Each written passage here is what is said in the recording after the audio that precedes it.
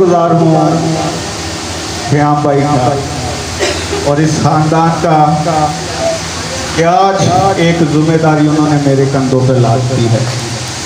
खुदा की आवाज़ आप तक पहुँचाई जाए और मैं खुदाए सालूस से दुआ को कि खुदाए सालूस मेरी मदद फरमाए कि मैं बड़ी दयानतदारी से, बड़ी ईमानदारी से उसकी आवाज़ जो बंद बंद और गूदे गूदे में सरायत करती है, बेतासीर नहीं लौटती, और यकीनन आज भी वही आवाज़ आपकी ज़िंदगियों को बदलेगी, उसको आप तक पहुंचा सकूं। तो आइए, जितनी जानों के पास कलाम खुदा मौजूद है, मेरे साथ मिलकर निकालिएगा अहदे जदीद में से पहला थस्सलुनीकियों उसका 5वां बाब और उसकी 18वीं आयत।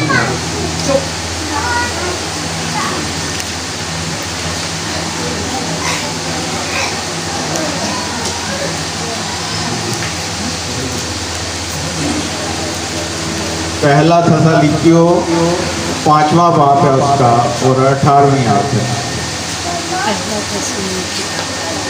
कलामे खुदा में यूं रकम है, हर एक बात में शुक्रगुजारी करो, क्योंकि मसीह यस्सु में तुम्हारी बाबत खुदा की यही मर्जी है।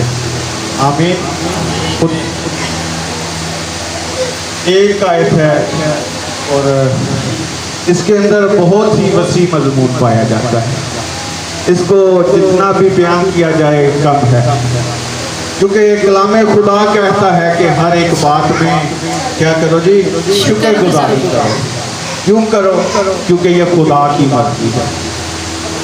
और आज इस आयत के अंदर से जो उन्वान मैंने रखा है अपने इस मैसेज का, वो ये है कि शुक्रगुजारी फजल की बारिश का बायस बनती है। आज हम देखेंगे कि शुक्रगुजारी कैसे हमारी जिंदगियों पर फजल की बारिश का बायस बनती है।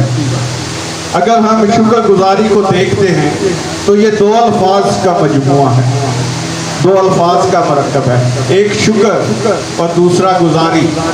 शुक्र जो है ये ओरली हम अदा करते हैं, लफ्जी सूरत में किसी को थैंक बोल कर कहते हैं।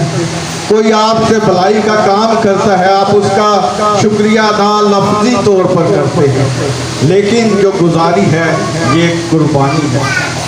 जैसे कि हम दायकी देते हैं, हम हदिया जात देते हैं खुदा की हिम्मत के लिए, ये कुर्बानी गुजराना है, ये गुजारी है आपकी। और इस खानदान ने भी एक ज़ियाफत का एहतमाम किया है, ये इनकी तरफ से कुर्बानी है, क्योंकि इन्होंने ये मुनासिब जाना कि हर एक बात में ये क्या करें जी, खुदा की शुक्रगुजारी करें। जो शुक्रगुजारी के लिए इन्होंने इतने बड़े एहतमाम किया है इस दावत का, कि हम सब मिलकर इनके साथ मुत्तहिद होकर खुदा के भले कामों का शुक्र अदा करें। अबरानी ज़ुबान में शुक्रगुजारी के लिए बहुत सारे खूबसूरत मफ़हूम निकलते हैं। जो अबरानी ज़ुबान में शुक्रगुजारी के लिए लफ्ज़ इस्तेमाल हुआ है, उसके बहुत सारे मफ़हूम हैं, बड़े खूबसूरत। नंबर 1, इतराफ़ करना, यानी जब कोई आपसे कोई भलाई का काम करता है, जब कोई आप पर मेहरबानी करता है, जब आप पर कोई दया करता है, तो फिर आप इस बात का इतराफ़ करते हैं कि उसने आपके साथ मेहरबानी की है, फिर आप उसका शुक्रिया अदा करते हैं। आज हमें खुदा का शुक्रिया अदा करना है, इस बात का इतराफ़ करना है कि खुदा की नेमतें हम पर बारिश की तरह बरसती। तो इतराफ़ करना एक खूबसूरत मफ़हूम है। अबरानी ज़ुबान में शुक्रगुजारी के लिए जो लफ्ज़ इस्तेमाल हुआ है, फिर तारीफ़ करना है, फिर इकरार करना है, फिर देना है। देना का एक और अक्स है, खूबसूरत अक्स, देना लफ्ज़ का, यानी कि निशाना लगाना, ठीक वक्त पर किसी को कुछ देना। फर्ज करें मेरे पास कुछ भी नहीं है, मेरी जेब में 1 रुपया भी नहीं है। उस वक्त कलीम भाई आकर मुझे कुछ देते हैं, तो ये वक्त पर निशाना लगाना है। ये वो वक्त है जब मुझे इस बात की ज़रूरत थी कि वो मुझे पैसा मिलता, तो खुदा ने इनको मेरे लिए फराहम किया। ये दुरुस्त वक्त पर निशाना लगाना है। ये अबरानी का शुक्र गुजारी के लिए जो लफ्ज़ इस्तेमाल होता है उसके मफ़हूम में है। और फिर इस अल्फाज को, इस लफ्ज़ को सबसे पहले दाऊद बादशाह ने इस्तेमाल किया था। दूसरा सैमुअल 22 बाब और उसकी 50वीं आयत में उसने लिखा, क्या खुदावंद मैं कौमों में तेरी शुक्र गुजारी करूँगा, मैं कौमों के आगे तेरे बड़े कामों का चर्चा करूंगा। क्योंकि दाऊद कभी ये बात नहीं भूलता कि खुदा ने उससे घूरे से उठाकर इस्राएल का बादशाह बनाया है। सो वो हर लम्हे उसकी शुक्रगुजारी करता है। सो उसने सबसे पहले कलाम अक़दस के अंदर शुक्रगुजारी के लफ्ज़ को इस्तेमाल किया।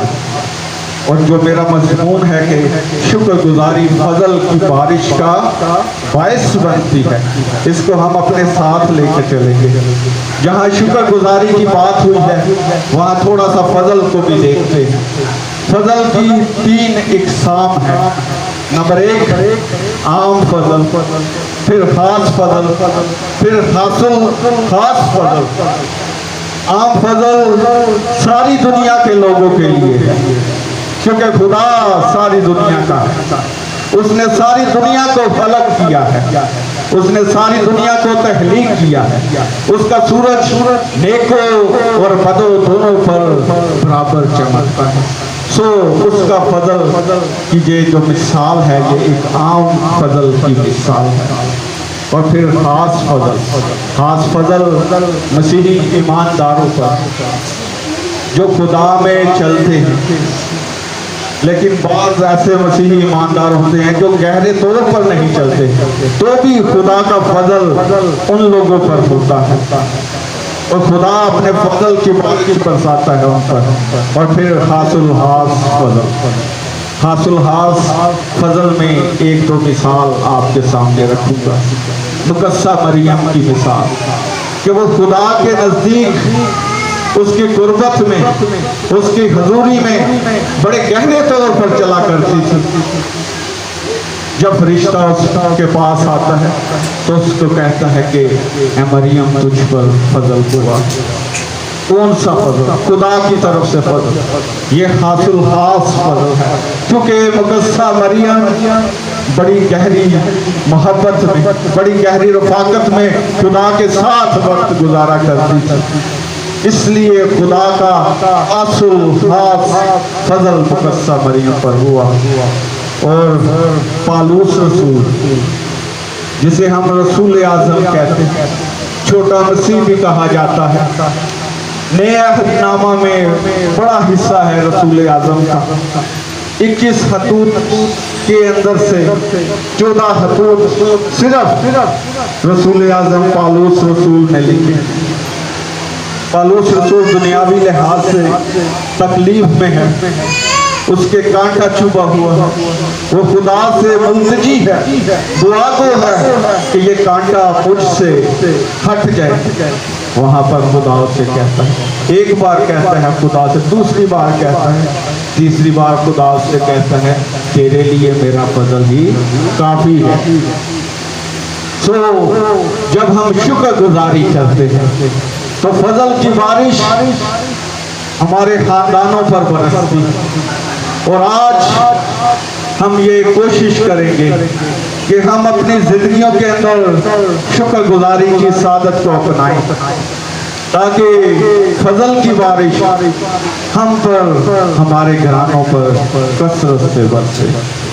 तो आइए आगे बढ़ते हैं और देखते हैं कि शुक्रगुजारी करने वाली जिंदगियों के अंदर कैसे बड़े बड़े काम होते हैं।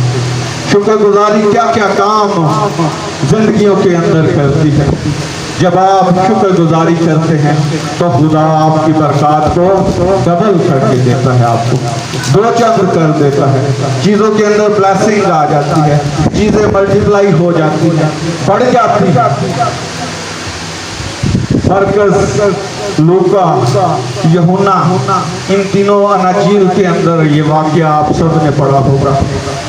मरकस के अंदर 7 रोटियां, लूका और यूहन्ना के अंदर हमें 2 रोटियां और 5 मछलियां नजर आती हैं। यीशु मसीह क्या करते हैं? उन रोटियों को, उन मछलियों को लेते हैं और शुक्र करके तोड़ते हैं। फिर क्या होता है? फजल की बारिश होती है, आसमानी बारिश, और वो रोटियां और वो मछलियां इस कदर बढ़ जाती हैं कि उससे बहुत सारे लोग शेर और आसूदा होते हैं। तखमीनन 5000 मर्द लिखा हुआ है कलाम अक़दस में, लेकिन वक़्त वहाँ पर मर्द ही मौजूद ना थे, उनके साथ खवातीन थी, बच्चे भी थे। बाइबल स्कॉलर, तफसीरें करने वाले ये लिखते हैं कि कमोबेश वो 15 से 20 हजार का मजमा था, जिनको 2 मछलियों और 5 रोटियों से खुदा ने सेव किया और उन्होंने खाया, और फिर 12 टोकरे भी उठाए गए टुकड़ों के। ये कैसे मुमकिन हुआ?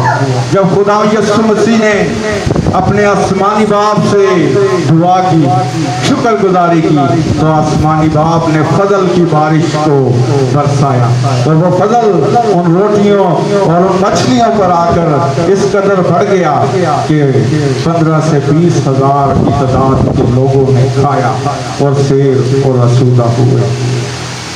और फिर जिस रात यीशु मसीह पकड़वाया गया, वहाँ जब बादशाह लेते हैं तो वहाँ लिखा, यह हवाला अक्सर कोट किया जाता है, अक्सर कलीसियाओं में पढ़ा जाता है कि जिस रात वह पकड़वाया गया उसने रोटी ली और शुक्र करके तोड़ी और उनको दी और कहा, लो खाओ, ये मेरा बदन है जो बहुत सुख के बाद के लिए तोड़ा जाता है। प्याला भी लिया बहुत सुख माफी के लिए, उसके खून और उसके बदन पर आसमानी बाप के फजल की बारिश बरसी, और आज भी हम लोग उसमें से खाते और शेर और आसूदा होते हैं और कभी कम नहीं होता। ये शुक्रगुजारी का नतीजा है कि शुक्रगुजारी इंसानी जिंदगियों के अंदर बरकत को डबल कर देती है। जब आप शुक्रगुजारी की आदत को अपनाएं, फिर शुक्रगुजारी मौजूदात को रूनुमा करती है।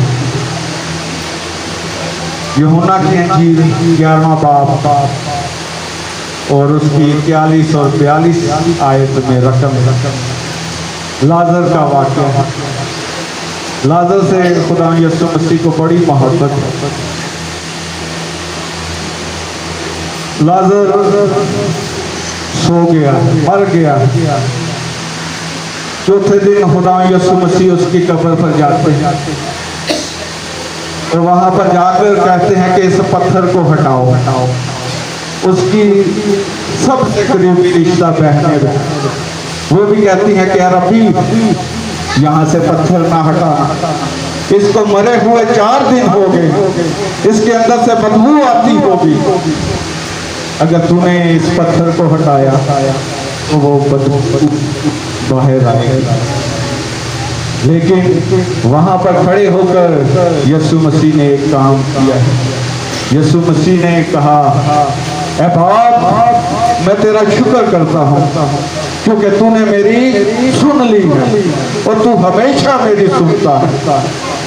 और फिर जब ये दुआ की तो फिर आवाज दी कि लाजर कब्र से बाहर आया।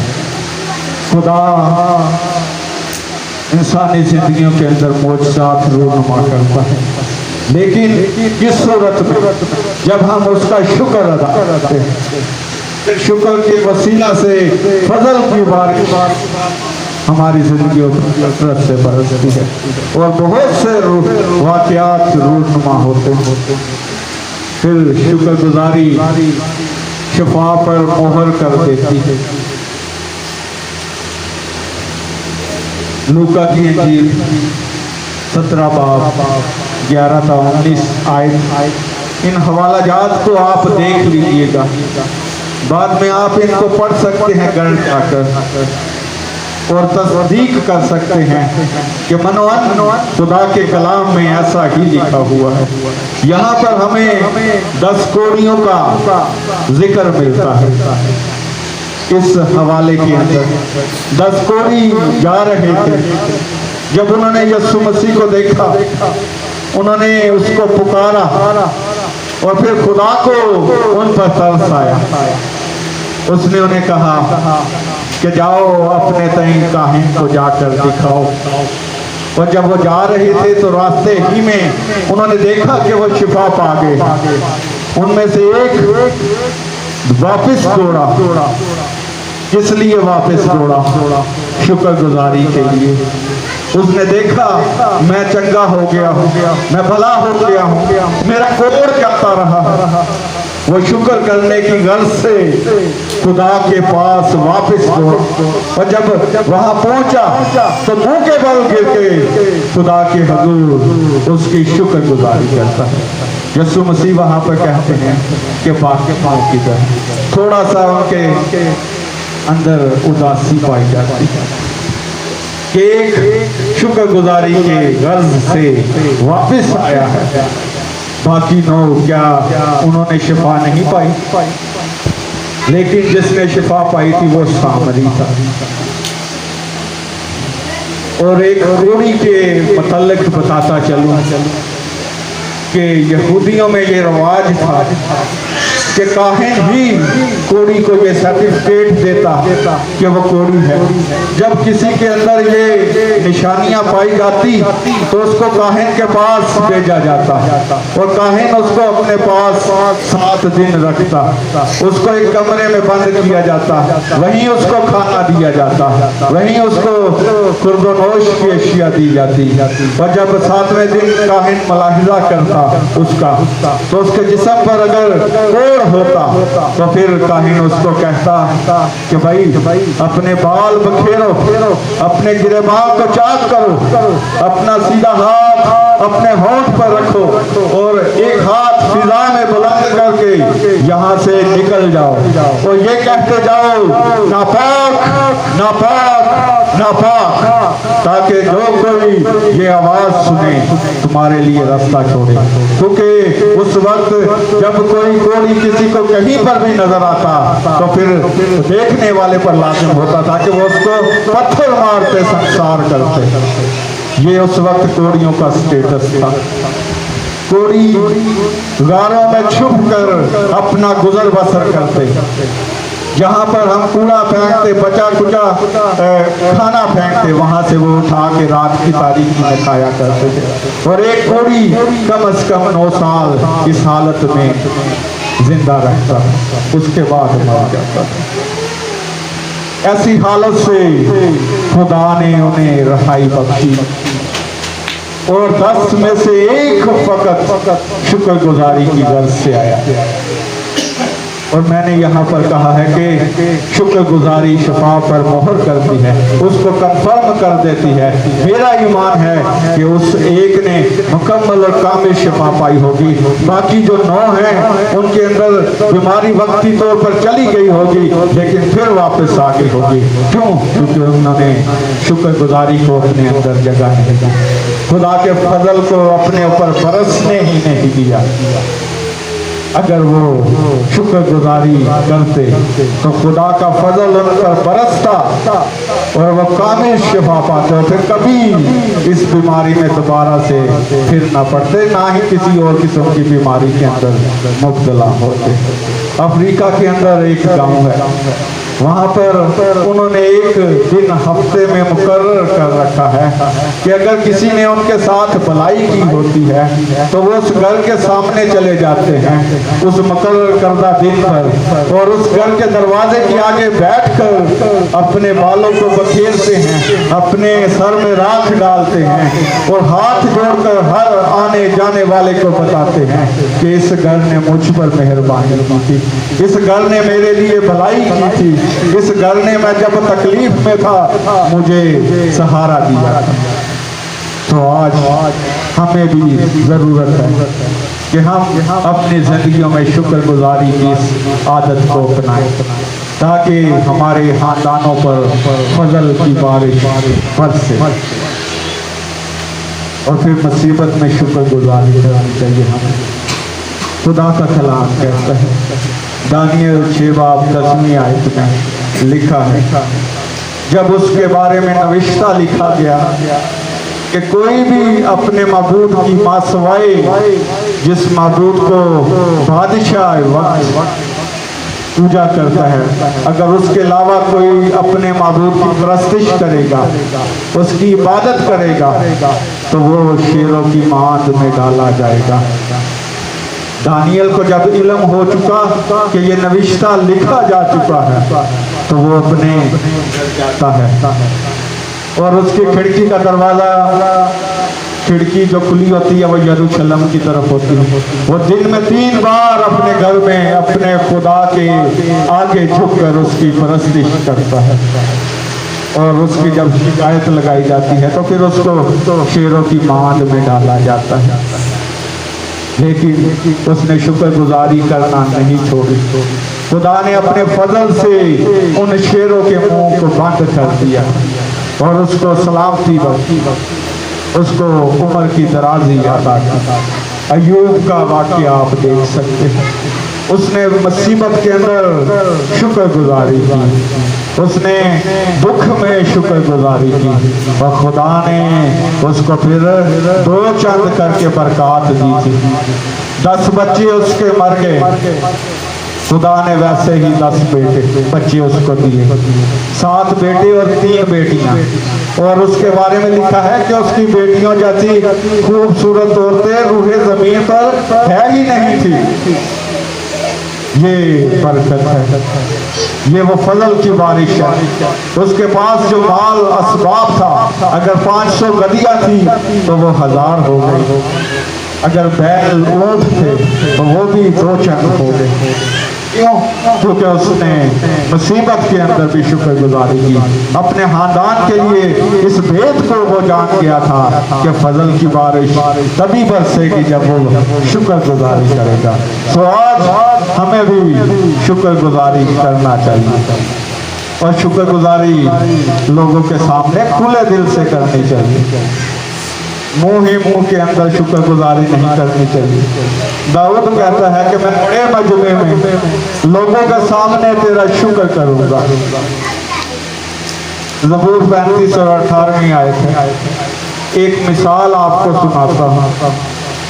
एक बच्चा बड़ा समझदार था, उसने अपने दादा जान से कहा, दादा जान आप खुदा का शुक्र अदा नहीं करते। दादा जान ने कहा, बेटा मैं शुक्र अदा करता हूँ। उसने कहा, फिर मुझे आवाज़ क्यों नहीं आती? दादा जान ने कहा, मैं दिल में शुक्र अदा करता हूँ। उसने कहा ठीक, दादा जान को समझाना पड़ेगा। दूसरे दिन सुबह वो उठा, स्कूल जाने के लिए तैयार हुआ वो बच्चा। दादा जान सहन में बैठे हुए हैं। रोज का मामूल है उस बच्चे का अपने कमरे से निकलना, दादा जान को मिलना, प्यार करना, सलाम करना और स्कूल चले जाना। उस दिन वो उठा, तैयार हुआ, बैग लिया और सामने से गुजर गया, मुंह में कुछ बुड़बुड़ाता हुआ गुजर गया, चला गया।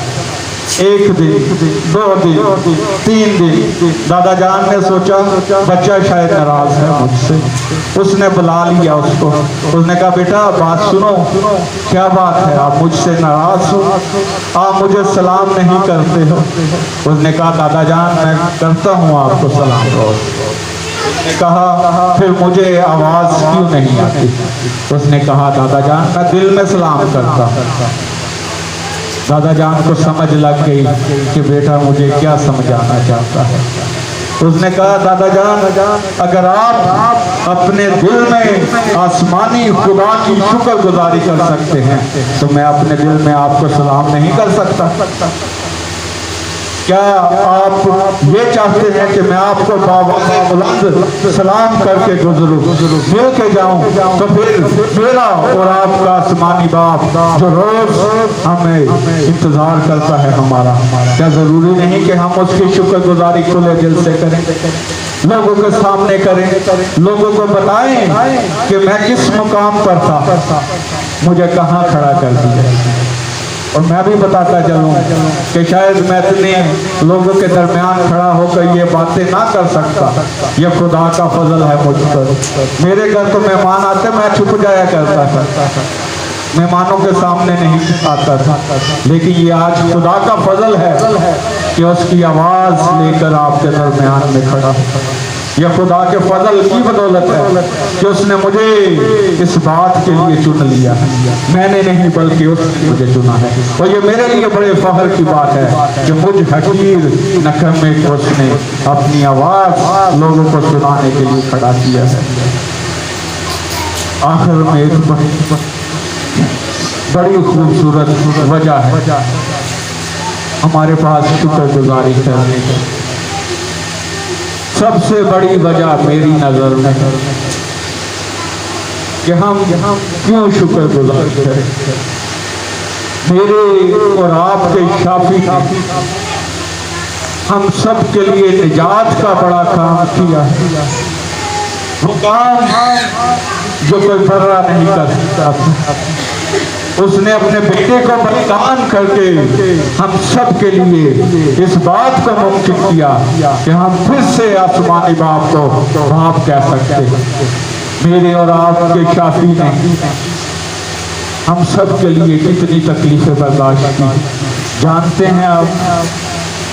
136 किलोग्राम की वो भारी सलीब उठाकर 600 मीटर का फासला तय कर कोहे कलवरी पर गया था। उसके हाथों से उसके जिस्म के अंदर से खून रिश्ता था, उसके जिस्म पर ऐसे कोड़े मारे गए थे कि जब वो उसके जिस्म पर जाकर लगते और जब उनको ऐसे वापस फेंका जाता तो उनके साथ गोश्त भी खुदेड़ा गया था मेरे और आपके शाफी का। लेकिन वो अपने मारने वालों के सामने बेज़बान रहा, नहीं उसने मुंह खोला, उसने नहीं किसी भी किस्म की सिफारिश को बर्दाश्त किया, उसने उस दुख को बर्दाश्त किया फकत इसलिए कि मैं और आप निजात पाएं। अगर आज हम इस जगह पर हैं तो ये उसका फजल।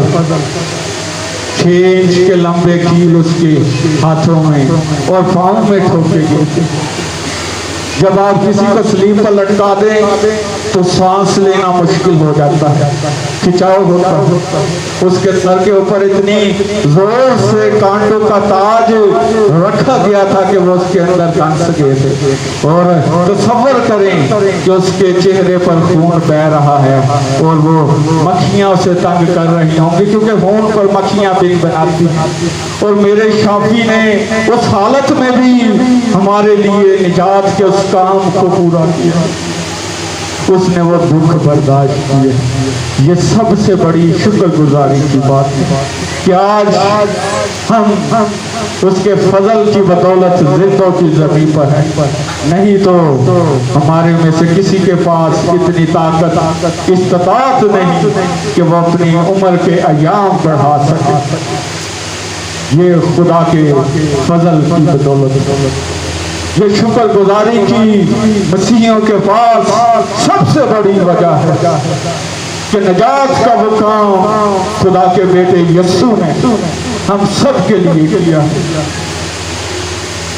आज हमने ये सीखा कि शुक्रगुजारी